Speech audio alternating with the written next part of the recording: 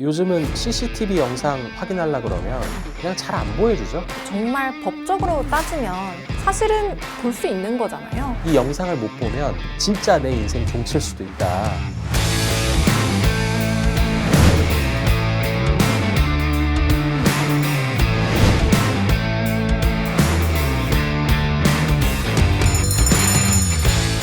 경종을 울려라.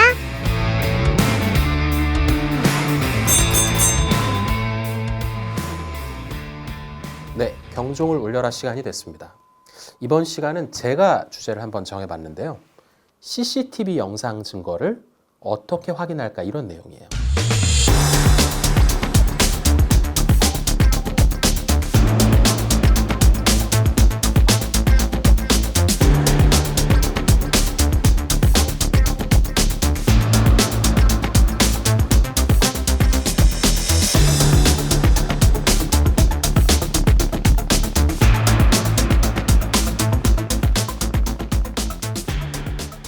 최근에 뭐 폭행, 성범죄, 뭐 교통사고 이런 사건들을 하면서 계속 문제가 됐던 내용 같은데요. 실무적으로는 정말 힘든 부분인 것 같아요. 그래요. 이제 요즘은 CCTV 영상 확인하려고 그러면 경찰하고 같이 와라. 그렇죠. 뭐 이런 게 대부분이고 그냥 잘 안 보여주죠. 또 어떤 분들은 좀 법을 알면은 개인정보 보호 때문에 안 된다. 뭐 이런 분들도 있고 심지어는 법적 근거를 따지지도 않고 그냥 복잡해지는 게 싫어서 안 된다는 분들도 있어요. 내가 나오는 CCTV 영상인데 못 본다니까 너무 답답하죠. 네, 근데 정말 법적으로 따지면 사실은 볼 수 있는 거잖아요. 맞아요. 그러니까 개인정보보호법상 음. 내가 나온 영상은 보여주는 게 맞고, 사실 뭐 다른 사람들이 그 영상 안에 같이 있었다고 해도 이제 열람 자체를 이제 못하게 할 수 있는 건 아니고, 그 그렇죠. 사람들을 좀 이제 뭐 블러 처리를 하든 모자이크 처리를 하든 적절히 좀 가려서 보여줘야 되죠. 개인정보보호위원회랑 경찰청 모두 이제 공식적으로는 동일한 입장인 걸로 알고 있고요. 그래요. 그래서 선무당이 무섭다고 하는 거예요. 그러니까 실제로 열람 요구를 거부하잖아요. 원래 그 거부한 사람은 개인정보보호법에 따르면 과태료 대상이에요. 심지어는. 근데 문제는 이게 법적으로 내가 옳으냐, 네가 옳으냐, 뭐 과태료 먹어볼래 이게 핵심이 아니잖아요. 싸우는 게 도움이 안 되잖아요, 그죠? 그래서 결국은 이런 얘기 해봐야 그 영상 가지고 있는 분하고 싸우자는 얘기밖에 안 됩니다. 네, 그래서 이제 보통 법적으로는 보여줘야 되는 건데도 불구하고 안 보여주는 경우가 많으니 저희가 이제 잘 이렇게 부탁을 해서 한번 확인해봐라 라고 하는 게 일반적인 현실 같은데요. 사실 실무적으로 뭐 다른 많은 변호사님들도 그렇게 많이 하고 있죠. 저도 그렇게 해서 받은 경우가 꽤 많아요. 그리고 이제 영상을 아예 사본으로 받기 어려우니까 가서 이제 그 핵심 부분을 휴대폰으로 촬영해가지고 그렇게 하는 경우도 많고. 네. 우선 이렇게 CCTV를 열람하려고 한다라고 했을 때 좀 이제 핵심적인 꿀팁 같은 게 있을까요? 네, 우선 절대 CCTV 영상 관리자하고 싸우면 안 됩니다. 네. 그 사람 과태료 먹이는 게 내가 원하는 결론이 아니에요. 결국 이 영상을 확보하거나 보거나 보존하는 게 목적이거든요. 그래서 이렇게 하는 거를 좀 말씀드려 볼게요. 크게 보면 3단계인데 첫 번째, 일단 법을 떠나서 인간적인 감정으로 접근을 해야 됩니다. 네네. 그래서 이제 말을 할 때 뭐 예를 들어서 법적으로 내가 볼 수 있다 뭐 이런 게 아니라 그냥 이 영상을 못 보면 진짜 내 인생 종칠 수도 있다. 이런 수준으로 간곡히 호소를 먼저 한번 해봐야 돼요. 예. 사실 이 말하는 방식에도 약간 기술적인 그런 게 있는데 이렇게 해서 확보한 경우가 제가 봤을 때 제일 많아요. 근데 이게 안 통할 수 있잖아요. 그래서 이제 2단계 두 번째가 나오는데 그래서도 안 된다 하면은 아까 장변님이 말씀하신 거 개인정보보호위원회와 경찰청의 공식 입장을 보여주고 보여주는 게 아무 문제가 없다. 걱정하지 마라. 라고 해서 받아내는 거예요. 이 단계에서 오케이 하는 분들도 있긴 있습니다. 근데 거기까지 했는데도 안 보여준다. 이런 경우도 본 것 같아요. 그래서 네. 3단계가 있는 거예요. 3단계가 있어요.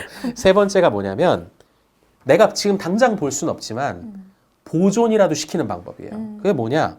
야, 곧 고소하고 경찰 데리고 올 테니까 별도로 좀 보존을 해달라고 해야 돼요. 왜냐하면 대체로 CCTV가 2주에서 한 달 정도 보존이 되거든요. 근데 사실 고소하고 어쩌고 뭐 경찰 나중에 오고 이러다 보면 시간이 지나버리는 경우가 꽤 많아요. 그래서 물론 그 관리자가 이 보존 요청에 응해야 되는 법적인 의무는 없어요. 그럼에도 이렇게까지 요청하는데 묵살하진 않더라고요. 그래서 정 안 된다 하면 별도로 보전을 좀 해놔달라라고 얘기하고 여기다 하나 더 꿀팁을 추가하면 필요하면 비용도 내가 되겠다. 요 정도까지 얘기하면은 보존들은 다 해주신다라는 거예요. 법원을 통해서 뭐 증거 보전 신청을 한다, 뭐 이런 식으로 안내를 하는 경우도 제가 본 것 같아요. 실제 이런 것도 실효성이 있을까요? 뭐 그렇게 해서 성공한 사례도 있긴 있죠. 근데 사실 실무적으로는 증거 보전 신청을 해서 결정이 나올 때까지 생각보다 시간이 걸리는 경우가 많아요. 그리고 신청하다가 조금 삐끗하면 법원에서 보정이 나오거든요. 근데 그거 다시 보정해 내다가 시간 가버려요. 그래서 보통 영상 증거가 문제되는 경우는 사실 형사 사건이 많거든요. 그래서 수사기관을 통해서 확보하는 게 사실 더 빠를 거예요. 그렇다는 거고, 결국 이제 내가 임의로 확보하기 어려울 경우 제일 중요한 거는, 그러니까 정말 마지막까지 가서 내가 꼭 챙겨야 되는 거는 별도 보존이 되게 한다라는 거를 꼭 기억해 놓으시면 좋겠어요.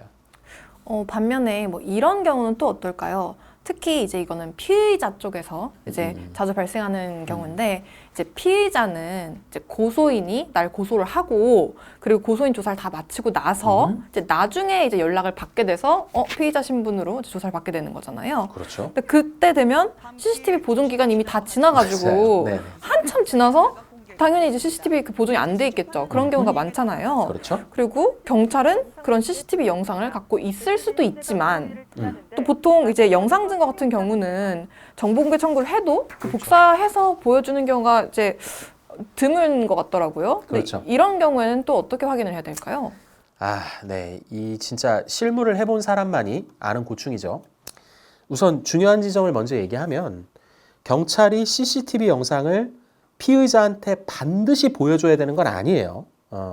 다만 통상적으로는 조사를 할 때 그 영상 중에 딱 필요한 부분만 보여주면서 조사를 하죠. 전체 다를 보여주는 게 아니고요. 네, 그러니까 변호인으로 가서 이제 조사 참여를 해보면 이걸 이제 보여주면서 조사를 하긴 하는데, 그렇죠. 사실 그 전에 이제 우리 입장에서는 그러니까 CCTV 영상이라는 게 뭐 있는지부터 좀 알고 싶은 경우가 있잖아요. 맞아요. 그리고 CCTV 영상 전체를 우리도 좀 보고 싶은 경우가 있는데, 그럴 때는 어떻게 될까요? 자, 이제 이 단계부터는 거의 무조건 변호인의 조력이 필요하다고 봐야 될 것 같아요. 경우를 좀 나눠서 얘기를 해볼게요. 그러니까 일단 첫 번째는 CCTV 영상을 경찰이 가지고 있는지 확인하는 것부터 시작을 해야 되겠죠. 자, 원칙대로 한다면 정보공개 청구를 해야 되겠죠. 그 CCTV 영상에 대해서. 그래서 그 결과를 보면 어느 정도 알 수가 있겠죠. 근데 다만 수사관에 따라서는 실제로 일을 해보면은 정보공개 청구에 대해서 대부분 다 거부는 해요. 못 보여준다. 근데 거부하면서 영상이 있는데 다른 사유 때문에 못 보여주는 건지, 영상이 없는 건지 이렇게 자세히 써주지 않고 말도 안 해주는 경우가 되게 많아요. 그래서 실무상으로는 변호사님이 선임이 돼 있잖아요. 그러면 변호인이 CCTV 영상에 대해서 열람 요청을 그냥 해요. 정보공개 청구 말고. 그래서 수사관하고 그 방법을 논의하는 과정에서 영상의 존재 여부를 확인하는 게 어떻게 보면 실무의 좀 현실이에요.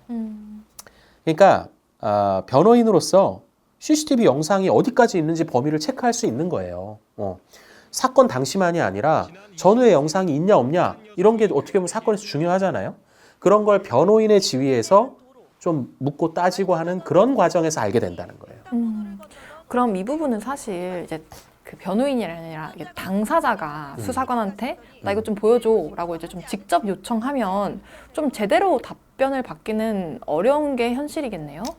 네, 뭐 정말 무수히 많은 사례를 봤지만 이렇게 돼요. 그러니까 당사자가 직접 소통을 하면은 대부분이 알려줄 의무가 없다고 하거나 아니면 조사를 받으러 오면 얘기해 주겠다. 이렇게 하는 경우가 많아요. 그러니까 별거 아닌 것 같지만 변호인의 도움이 생각보다 큰 영역입니다. 그러니까 사실 이제 CCTV 영상이 있는지 없는지를 아는 것만으로도 사실 조사를 대비하는 방향에는 굉장히 도움이 될 것 같은데요. 맞아요. 네, 그래서 그렇다는 거고 자, 이제 두 번째 얘기를 좀 해보면 조사 시에 CCTV 영상을 열람하는 건데 이 부분도 변호인 없이 당사자분이 혼자 조사를 받잖아요. 그러면 전체 CCTV 열람은 사실상 어려워요. 그럼 이제 변호인이 같이 참여한 경우에는 조금 다르게 볼 수가 있을까요? 예, 일단 피의자 본인이 나오는 CCTV 영상에 대한 열람권을 좀 주장을 하고요, 보통 변호인들이. 복사가 아닌 열람을 하는 거니까 보여달라. 피의자의 방어권을 위해서 필요하다. 이렇게 얘기를 하고 또 거기까지 했는데도 뭔가 소통이 안 되면 경우에 따라서는 변호인이 별도로 내가 별도로 변호인으로서 CCTV 열람을 하겠다. 이렇게 해서 전체적인 열람을 하는 기회를 확보하기도 해요. 또 이런 경우도 있잖아요. 그러니까 이미 그 피의자분이 다 조사 다 받고 오셔서 그 다음에 이제 변호인 선임을 이제 희망하시는 경우, 그때는 변호인 입장에서는 난 그 CCTV 본 적도 없는데 못 본 상태에서 이제 변론을 해야 되는데 이때는 이제 노 변호사님 말씀처럼 별도로 CCTV 열람 요청을 하자 뭐 이런 말씀이신 거죠.